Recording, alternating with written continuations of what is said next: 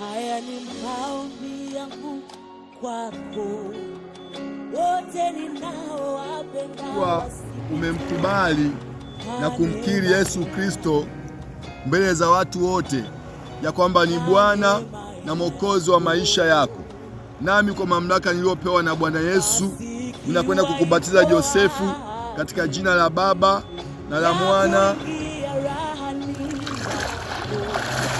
na la Roho Mtakatifu. Ninaachilia neema ya ajabu juu yako Josefu, ninaachilia vipawa, karama, neema ya kipekee. Ninaomba badiliko jipya katika maisha yako. Roho Mtakatifu akakutumie, dunia hii ikaseme ya kwamba kweli umebadilika. Ninaachilia baraka juu ya maisha yako, ninaachilia vipawa na karama, ninaanzisha mwanzo mpya Bwana.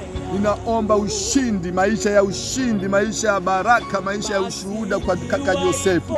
Roho Mtakatifu ukawe naye, Roho Mtakatifu usimwache. Ninamfunika kwa moto wako na kwa damu ya Yesu, akafanyike faida ndani ya kanisa, akafanyike faida katika jamii, akafanyike faida katika familia. Na mkabidhi Josefu siku ya leo katika jina la Baba na la Mwana na la Roho Mtakatifu.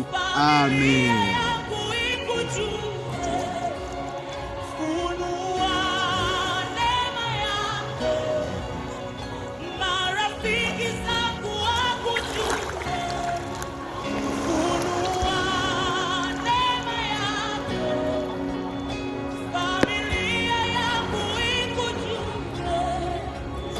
Baba, katika jina la Yesu Kristo wa Nazareti, na mkabidhi Benjamin mbele zako na kumbatiza.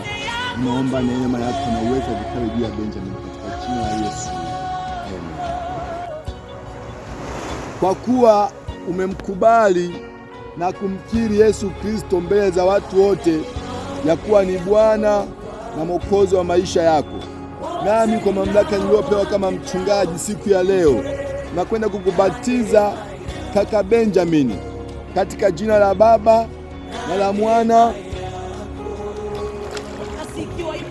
na la Roho Mtakatifu.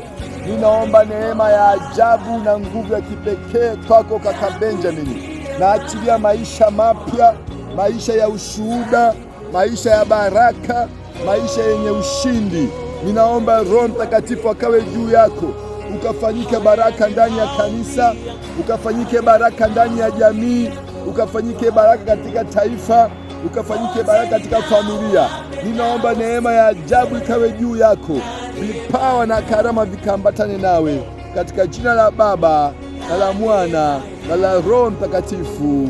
Amen.